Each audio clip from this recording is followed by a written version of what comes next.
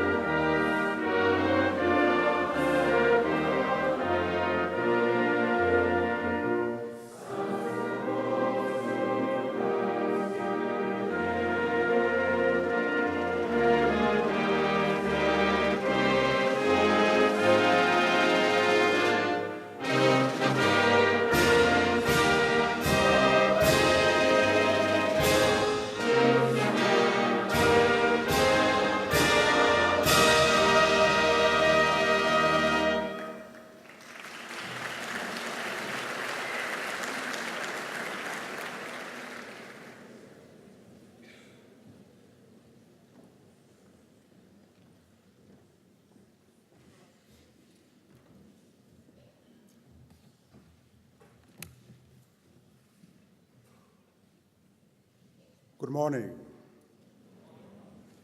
Secretary of State, Your Excellencies, honorable guests, members of the University of the Western Cape community, ladies and gentlemen, friends, it is my great honor and great pleasure to welcome you here on behalf of the Rector of the UWC, Professor Brian O'Connell, who cannot be with us today, and on behalf of the whole UWC family, faculty, learners, alumni, and all who work and study here. Secretary of State, we are delighted to have you with us and that you have come to a place of learning in order to give this public speech. As Nelson Mandela, with whom Madam Secretary, you have just been visiting, has said, education is the most powerful weapon which you can use to change the world. What Mr. Mandela did not address then, but has communicated so eloquently through the example of his life, was the question of how we should use this powerful weapon to change the world. When I was instituted as Chancellor earlier this year, I spoke of how true wisdom lies in harnessing the power of learning in the service of liberation and emancipation. Promoting good governance in all its forms is intrinsic to this, and I understand is equally high on the agenda of your visit to our continent and country. Though the language has changed over many years, this sentiment has a pedigree that goes back to the first president of the United States, George Washington himself, who said, I quote, "A primary object should be the education of our youth in the science of government. In a republic, what species of knowledge can be equally important? And what duty more pressing than communicating it to those who are to be the future guardians of the liberties of the country?" Close quote. We, who are such a young democratic republic, know well the importance and the challenge of providing education that fosters such liberties and offers a context where all may flourish. I'm glad to say here we also agree with your embassy spokesperson describing your other goals, and I quote, "to strengthen democratic institutions, spur economic growth, advance peace and security, as well as promote opportunity and development for all citizens."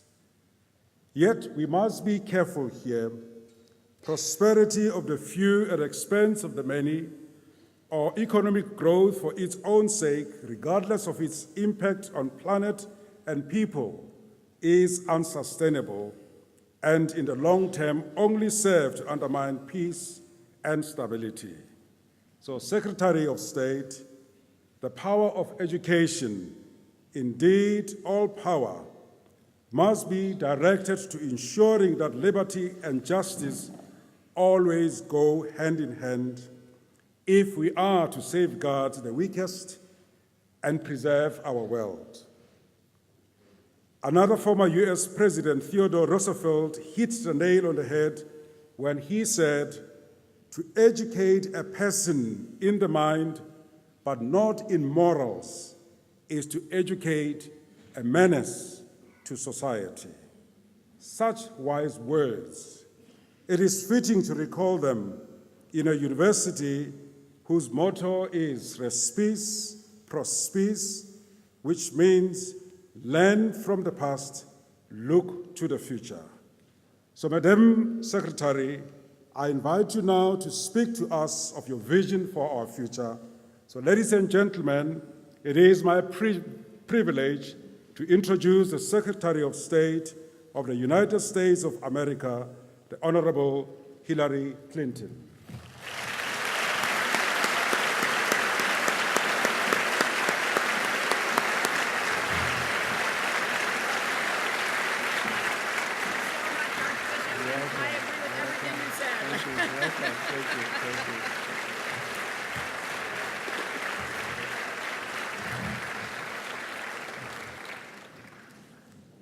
Thank you all. Please be seated.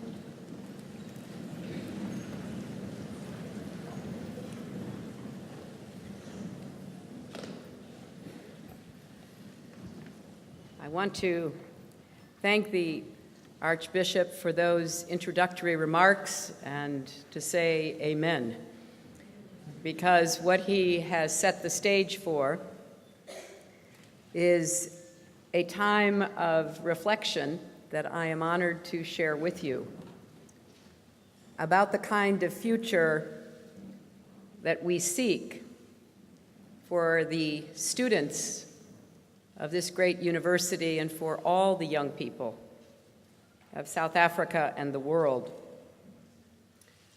So thank you, Archbishop, and thanks to all the other distinguished guests, including the Ambassador of the United States to South Africa, Ambassador Gips, and the Ambassador of South Africa to Washington, Ambassador Rasool, a native of the Western Cape and someone closely associated with this university. In fact, when it was suggested that I deliver a speech in South Africa, and we asked the South African Embassy in Washington, there was only one answer. The University of the Western Cape.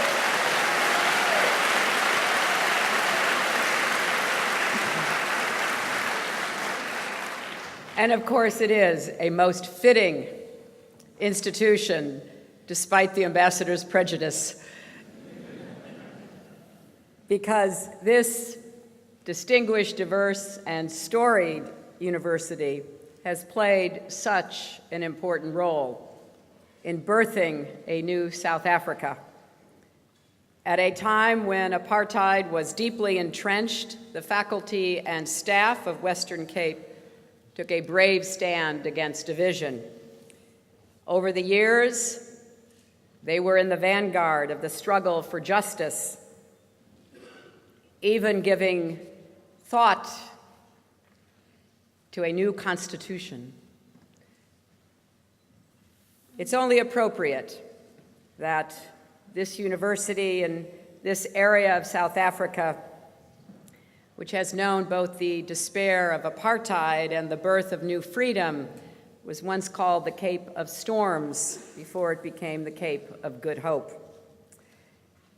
I first came to South Africa in 1994 for the inauguration of Nelson Mandela, someone who is, of course, a great leader and a hero to many, including myself. I sat at the inauguration and watched as jets from the South African Defense Force streaked across the sky, their contrails tinted with all the colors of the new national flag. For decades, those jets had been a powerful symbol of the system of apartheid, but on that day, they dipped their wings in salute to their new commander-in-chief. For those of us who witnessed the ceremony, it was a searing moment. Here was a man who had spent 27 years as a political prisoner not far from here, now being sworn in as president. And President Mandela's journey represented something even larger, his country's journey, the journey of your parents and grandparents and great-grandparents, a long but steady march toward freedom for all its people. Being present at the birth of this new democracy was an experience that not only I, but the world will never forget. We are now 18 years removed from that iconic moment. If you're a student here at UWC, you were probably just a toddler back then. A few of you might not even have been born yet. You didn't just grow up in a democratic South Africa, you grew up with a democratic South Africa.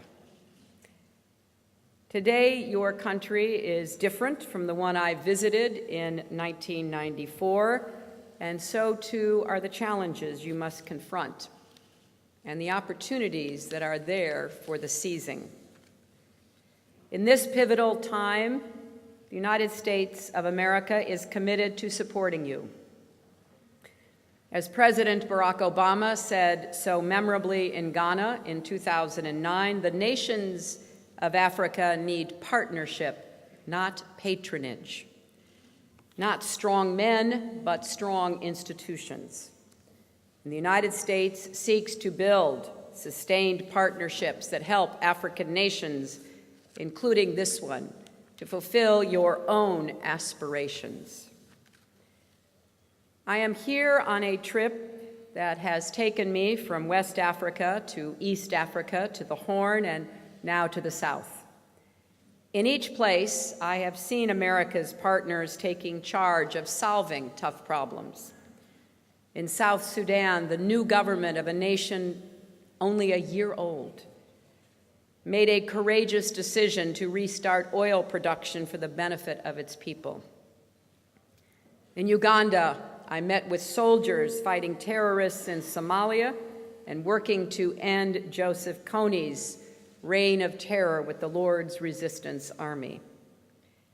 In Malawi, I met not only a new female president, Joyce Banda, but also a group of remarkable teenage girls building their skills and confidence, and a group of village women improving their incomes and their families' futures through banding together in a dairy cooperative. At every stop, I've described how the Obama administration's comprehensive strategy with Africa rests on 4 pillars, which the Archbishop just mentioned. First, promoting opportunity and development. Second, spurring economic growth, trade, and investment. Third, advancing peace and security. And fourth, strengthening democratic institutions. We are working with your country on all 4 of these. I have just finished the second strategic dialogue between our countries with Foreign Minister Mashabane. During the year, many officials of both of our governments across many agencies work together on important issues. And then we meet annually to review progress in our cooperation. Let me give you just a few brief highlights that help paint a picture of the depth and breadth of our bilateral relationship. Today at the Delft South Clinic, the United States signed a document with South Africa that marks a major transition in South Africa's continuing fight against HIV/AIDS.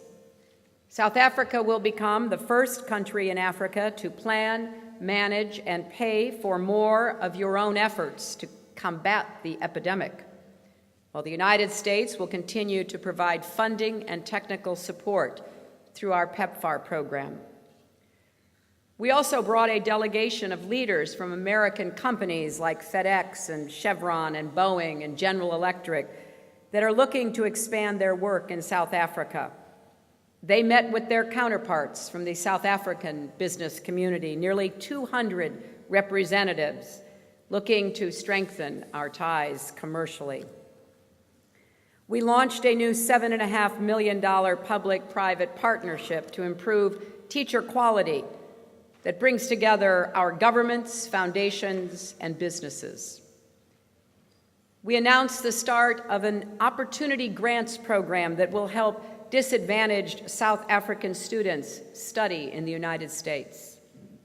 We established a global disease detection center that will be jointly led by health experts from our 2 countries. We established a new program to help judges and court systems more effectively combat gender-based violence and to help South Africa support other countries in the region trying to do the same.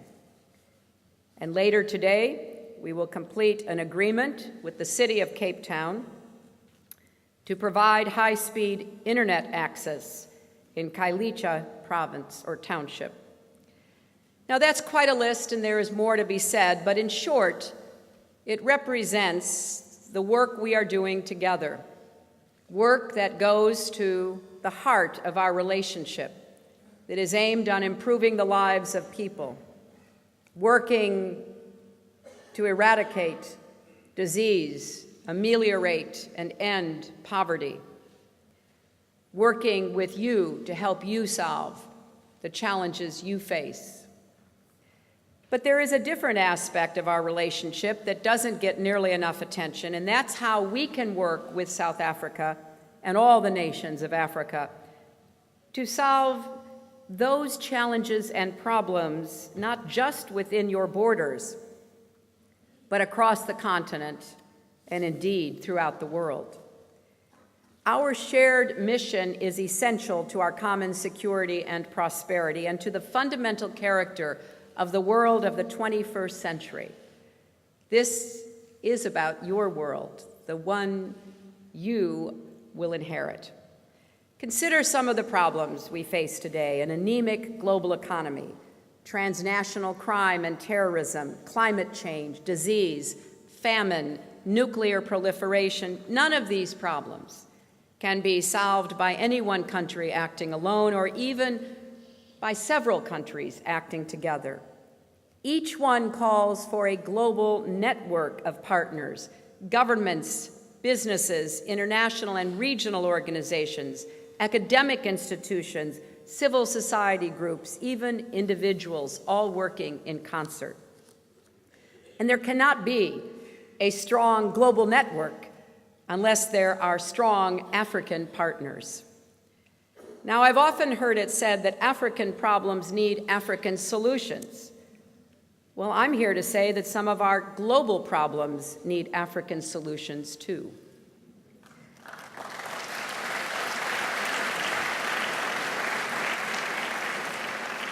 And few nations on this continent can carry as much weight or be as effective partners and leaders as South Africa.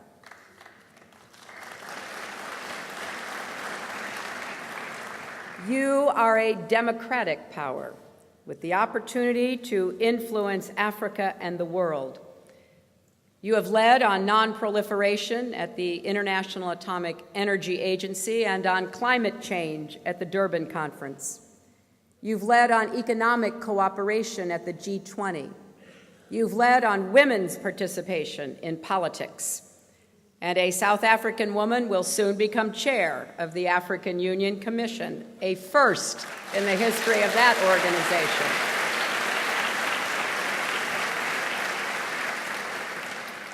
Now, all of this is good news for the people of South Africa, this continent, and the world. But respectfully, I say that we and you can, should, and must do more. 2 days ago, I had the honor of visiting President Mandela and his wife, Graça Machel, at their home in Kunu. The man who did so much to shape the history of a free South Africa has never stopped thinking about the future of South Africa. You, the young generation, are called not just to preserve the legacy of liberty that has been left to you by Madiba and by other courageous men and women. You are called to build on that legacy, to ensure that your country fulfills its own promise and takes its place as a leader among nations and as a force for peace, opportunity, equality, and democracy, and to stand up always for human rights at home and around the world. This is a journey that my own country knows well. Although America and South Africa are certainly different nations with different histories, we have a deep and abiding connection. Like you, Americans know what it takes to begin healing the wounds of oppression and discrimination. We have had leaders, and the Archbishop quoted one, our first president, George Washington, but also Sojourner Truth and Frederick Douglass, Abraham Lincoln, Martin Luther King Jr., and so many others, who both inspired us and challenged us to live up to our values, to keep faith with the ideals set forth and enunciated at our beginning. We know this work is hard, and it is not only ongoing, it is never-ending. But like you, we are compelled by the arc of our nation's history to stand up around the world for the values we ascribe to and advance at home.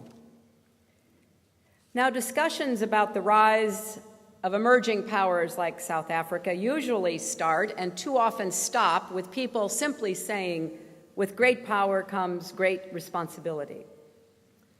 It is worth considering what this really means. Some critics are quick to say, when America says emerging powers have great responsibility, they mean great responsibility to do whatever America wants. Well, I do believe that because of your history, South Africa has an obligation to be a constructive force in the international community, just as the United States does. But that obligation has nothing to do with what America or anyone else wants you to do. It has everything to do with who you are. Here in South Africa, you achieved something that few countries have ever done. You proved that it doesn't take an all-out civil war to bridge the divide between people who grew up learning to hate one another. You showed that the rights of minorities can be protected even in places where the majority spent decades and decades living in oppression. You reminded the world that the way forward is not revenge, but truth and reconciliation. Of course, you know better than I how much work needs to be done. South Africa faces daunting economic, social, and political challenges, but you have laid the foundation for a society that is more prosperous, more inclusive, more peaceful, more democratic. And the world needs you to contribute much because you already have accomplished much. For nations like ours, the United States and South Africa, doing these things that reflect our values, our histories, for our own people, can never be enough. We have to look beyond our borders.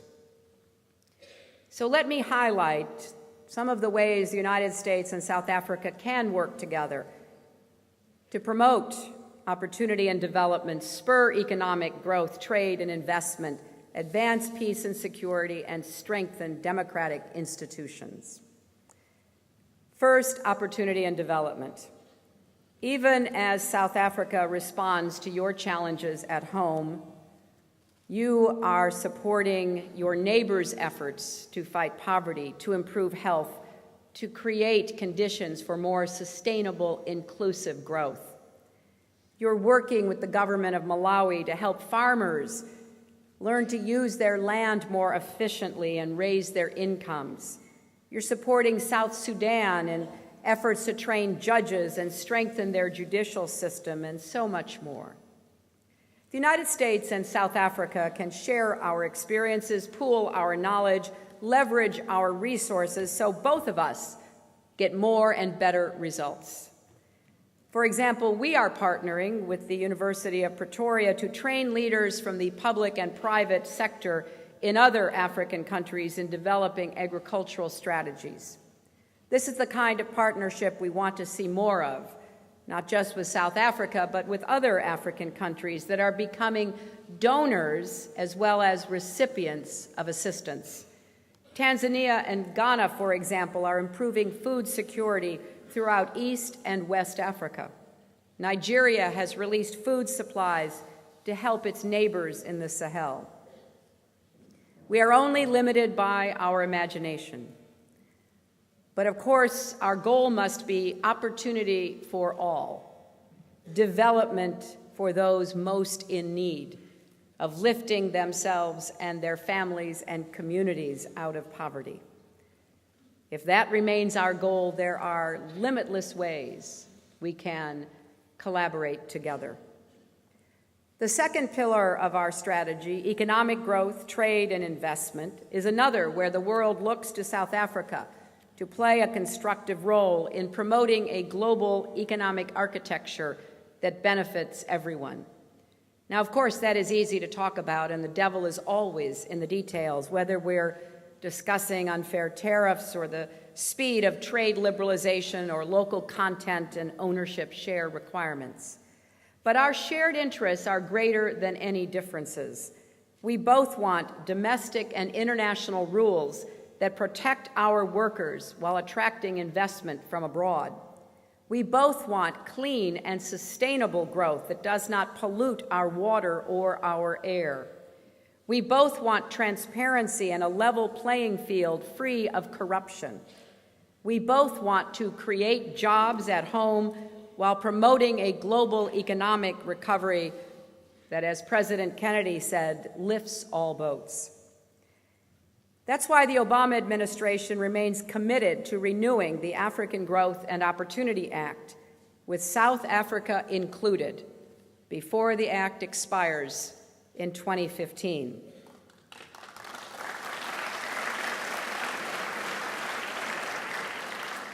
We're pleased that Congress acted last week to extend the third country fabric provision through 2015, which will have enormous benefits for entrepreneurs, especially women, in many of South Africa's neighbors, and also create jobs in the United States. President Obama will sign this bill as soon as it reaches his desk. But measures like the African Growth and Opportunity Act will not reach their full potential, and Africa will not reach its full promise unless African countries break down the barriers with their neighbors.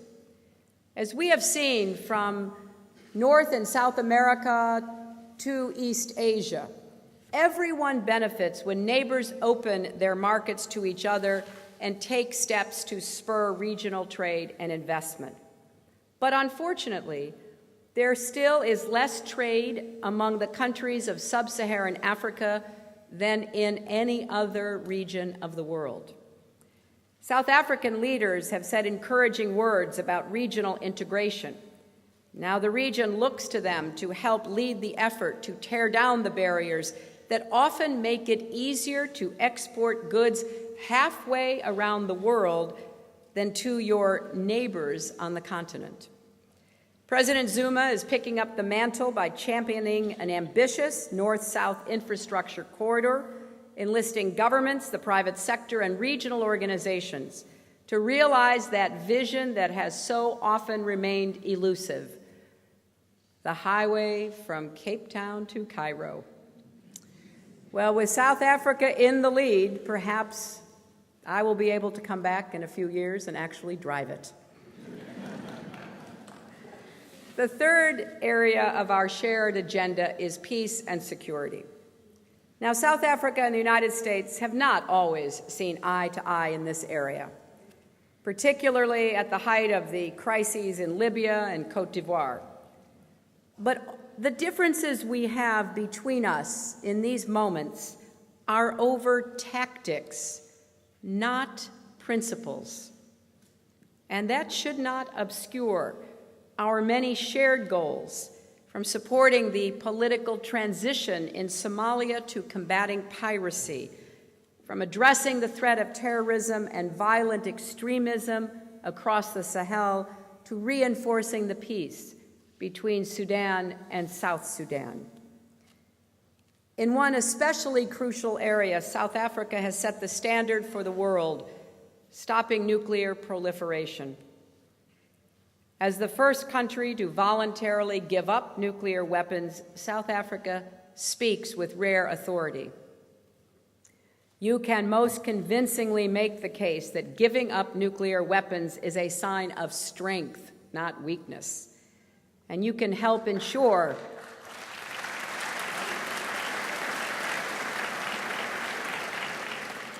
that any country that pursues nuclear weapons programs will invite only more pressure and isolation. This means South Africa can play an even greater role on issues like curbing Iran's pursuit of nuclear weapons or preventing nuclear materials from falling into the hands of terrorists. And South Africa also is supported by and supports Africa's regional institutions in advancing peace and security.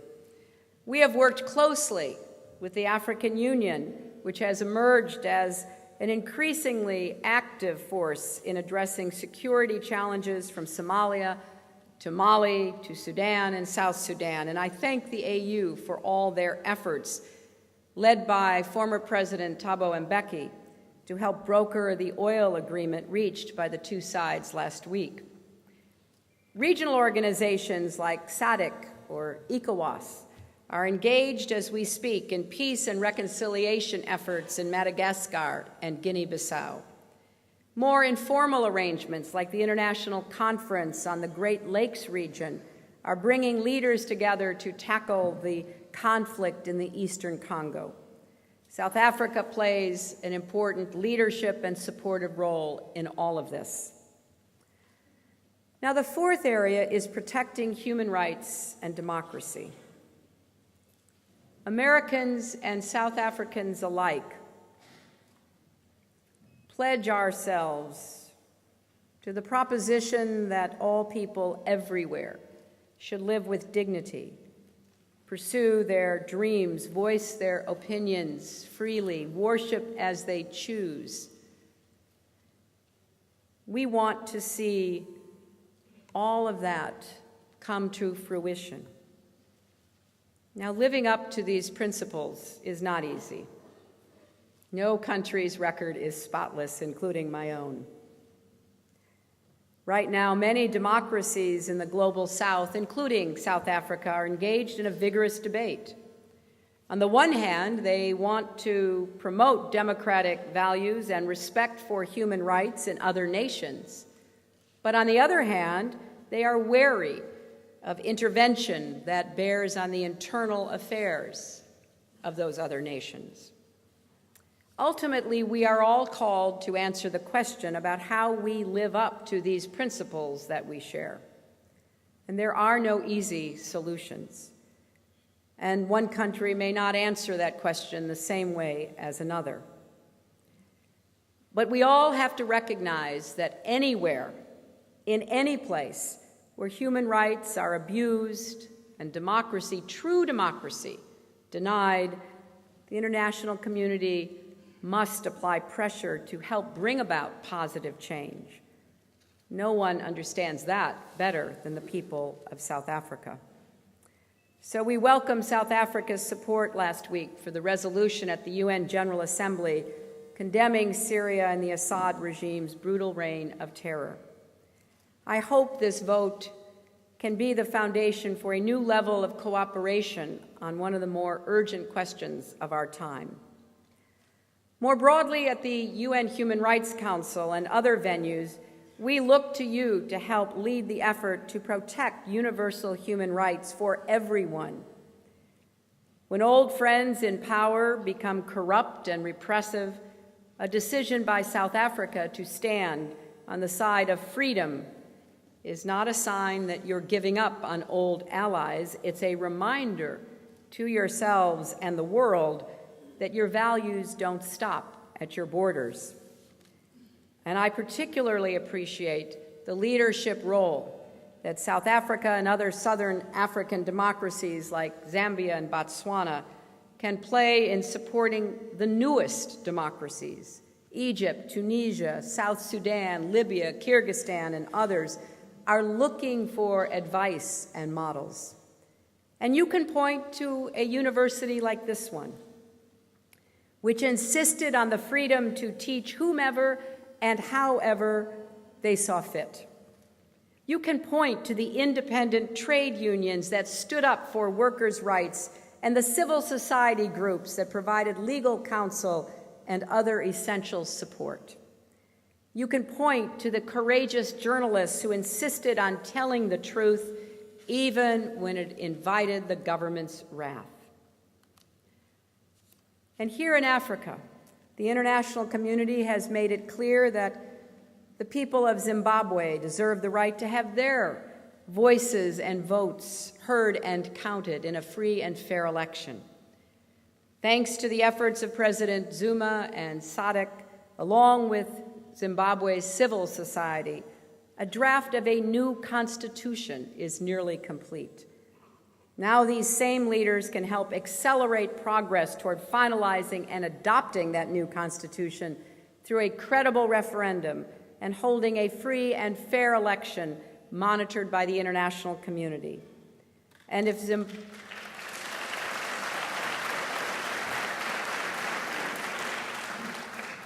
Zimbabwe's leaders meet these commitments, the United States is prepared to match action for action.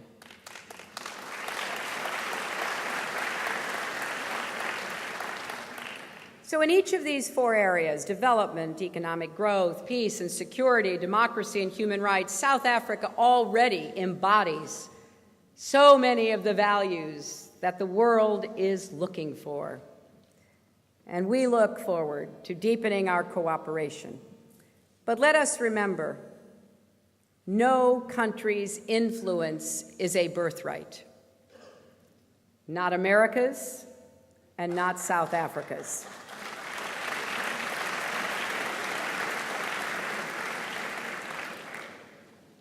We have our own work cut out for us to keep moving toward and trying to achieve the unachievable, more perfect union, to live up to our values, to use our influence and power to help others achieve their own dreams. And if South Africa is to achieve the full measure of your own ambition, you too must face and solve your own challenges in health and education, economic inequality, unemployment, race relations, gender-based violence, the issues that you live with and must address. These are areas that we too face. And we stand ready to work with you, but only the people of South Africa can make the decisions about how you will solve these problems and overcome these challenges. Only South Africans can fight corruption. Only South Africans can prevent the use of state security institutions for political gain. Only South Africans can defend your democratic institutions, preventing the erosion of a free press and demanding strong opposition parties and an independent judiciary. Only South Africans can truly preserve and extend the legacy of the Mandela generation. And these are tasks not just for governments. These are tasks for every citizen, political leaders, teachers, civil servants, entrepreneurs, community activists, and there is a special responsibility for the young people of South Africa, including all the students here today. Someday soon, you will be making decisions about your future, choosing your career, thinking about whether to start a family. These are deeply personal choices that will shape the life you lead. But you will also be called on to define the very nature of your citizenship and your country's approach to your fellow citizens and the world. You will decide whether South Africa moves forward and not backward. You will decide whether South Africa seeks to erase old dividing lines in global politics. You will decide whether South Africa seeks to set aside old suspicions and instincts and embrace new partnerships tailored to 21st century challenges. Our own partnership, not only between our governments, but between our people, can grow deeper and stronger if both of us remember our respective histories and the obligations they impose, if we keep focused on the future and move toward it together. Nearly 50 years ago, Robert F. Kennedy, a United States Senator, Attorney General, and champion of civil rights, came to Cape Town and gave a heartfelt speech about South Africa's place in the world. He painted a vivid picture of the future he envisioned, one where every nation respects universal human rights, promotes social justice, accelerates economic progress, liberates all people to pursue their talents. South Africa, he said, can play an outstanding role in creating that world, and he called in particular on the young people of that time, saying, "This world demands the qualities of youth, not a time of life, but a state of mind, a quality of the imagination, a predominance of courage over timidity." One of my personal heroines and a former predecessor as First Lady, Eleanor Roosevelt, once said that human rights really starts in the small places close to home. It's easy to talk about the big sweeping issues, to pledge ourselves to the abstractions of human rights. It's harder, much harder, to reach deep inside of our hearts and minds, to truly see the other, whether that other is of a different race, ethnicity, religion, tribe, national origin, and recognize the common humanity. I have been in and around politics for a long time.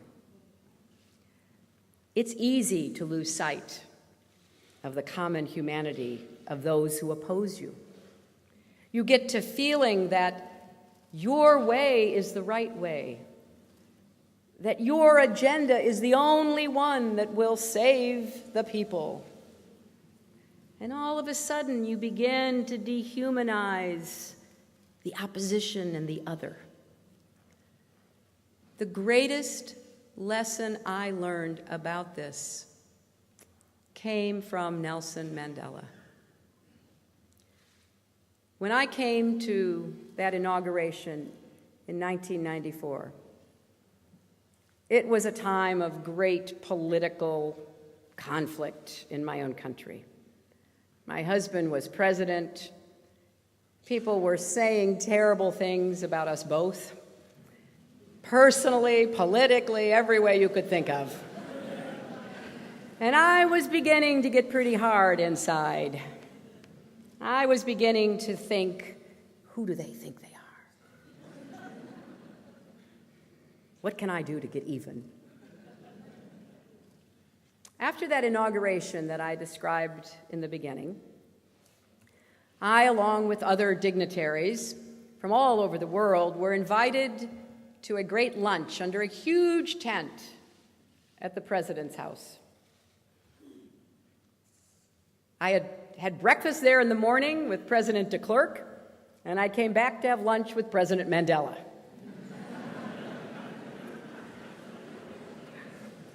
Oh, there were so many important people there. Our delegation was led by our vice president. There were kings and prime ministers and presidents and just a glittering assembly. And President Mandela stood to greet us all and welcome us to that lunch. And he said, "I know you are all very important people, and I invite you all to our new country. I thank you for coming. But the three most important people to me, here in this vast assembly,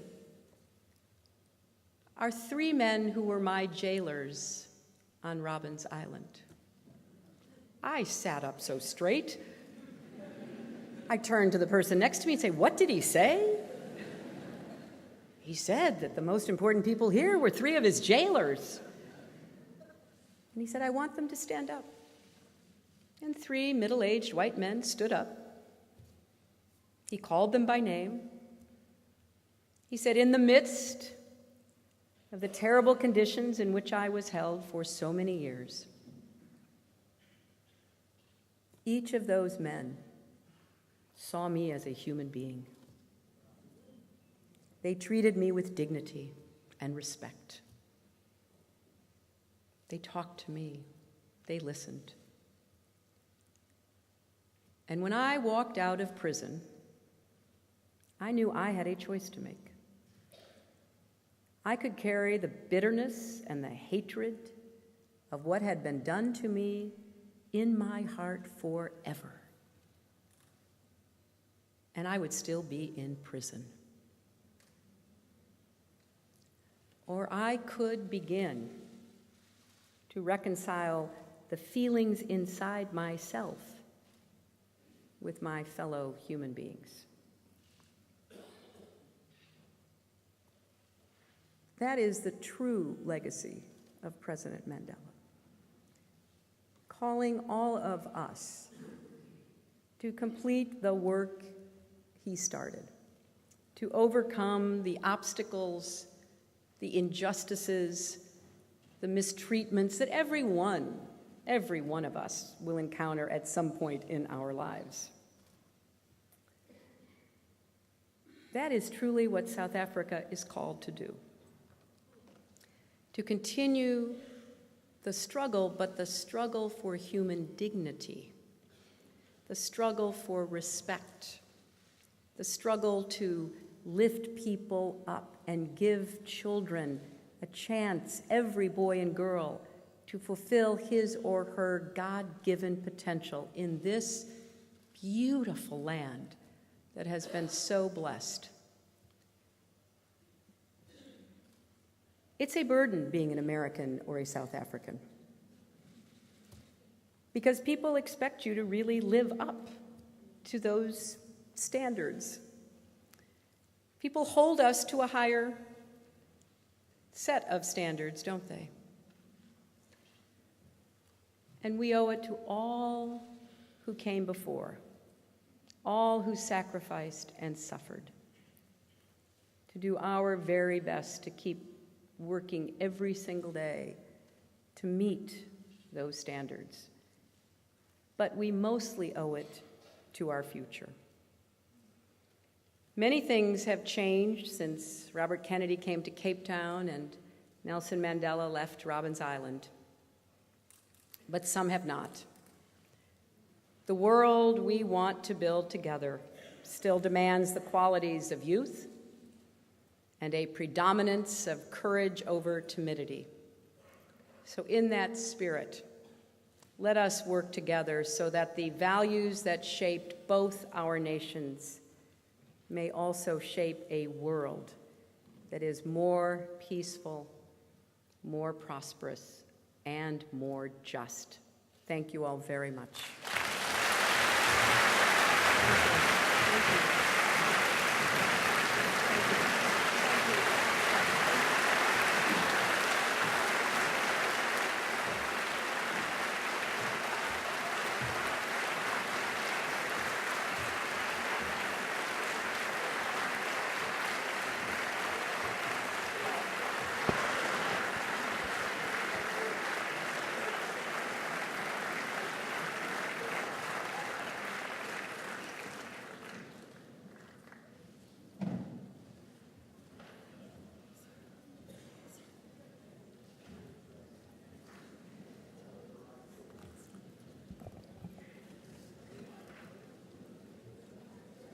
Ladies and gentlemen,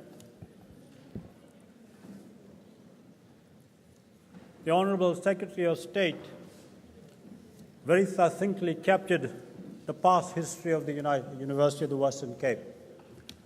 Our Vice-Chancellor describes it as a metaphor for South Africa, because in the space of 10, 15 years, it has risen as a giant on the African continent.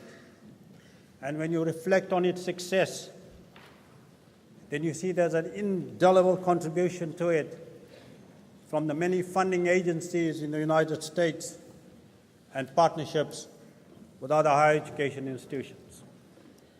As we speak on our campus, we have the most advanced life science facility for postgraduate studies and research on the African continent, initiated by a very major grant from a US funding agency.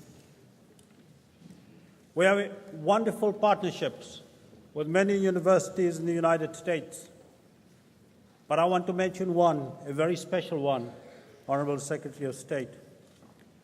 In the 80s, when the call was made for US institutions to disinvest in South Africa, the University of Missouri heeded this call, but decided not to leave South Africa, but decided to adopt one of the South African historically black universities and selected the University of the Western Cape. Last year, we celebrated the 25th year of this partnership, a partnership which has resulted in more than 400 of our academic staff members making exchange visits to the US. With funding from agencies like Ford, USAID, NIH, the Mellon Foundation, Kresge Foundation, and others, the research, development, and innovation on our campus, something that was not designed to take place within the apartheid framework, has blossomed in leaps and bounds. We also have funding for our students. We have a massive scholarship program supported by the Mellon Foundation, initiated in 2010 for postgraduate students, as a result of which we have 128 students on this program, and another 50 have already graduated from it. Honorable Secretary of State, we thank you very much indeed for the recognition that Africa has a role to play not only in solving African problems, but international problems. We also thank you most sincerely for pointing out the importance of greater collaboration within the African continent. And of course, pointing to us at South Africa of the importance of our role as for Africa's advancement. We thank you also for sharing yet another visionary lesson from our very own great Madiba, who will continue to remain an inspiration for us as a nation. For you, Honorable Secretary of State, on a personal level, I should say that some 5 to 7 years ago, in this very great hall, former President Bill Clinton addressed one of our graduation ceremonies. So for us, your visit is significant in more ways than one, in that the ceremonial awarding of the freedom of our great hall to the Clinton family is now complete.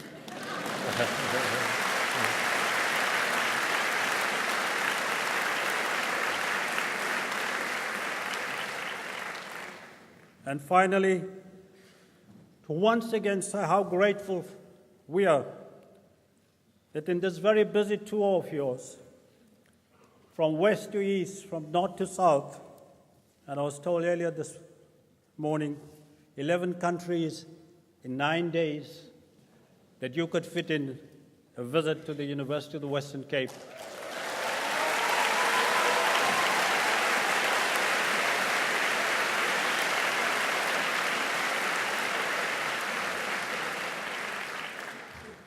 We wish you well as you continue on your vigorous campaign, and we are sure, following what you have seen here, what you've seen of the achievements of this institution alone with US support, and from what you must have discussed with former President Mandela, that we believe and we are confident that you'll continue to be a vociferous campaigner for supporting the many challenges that we still face in this country on our continent. Thank you very much indeed. And ladies and gentlemen, may I ask you to rise once again to acknowledge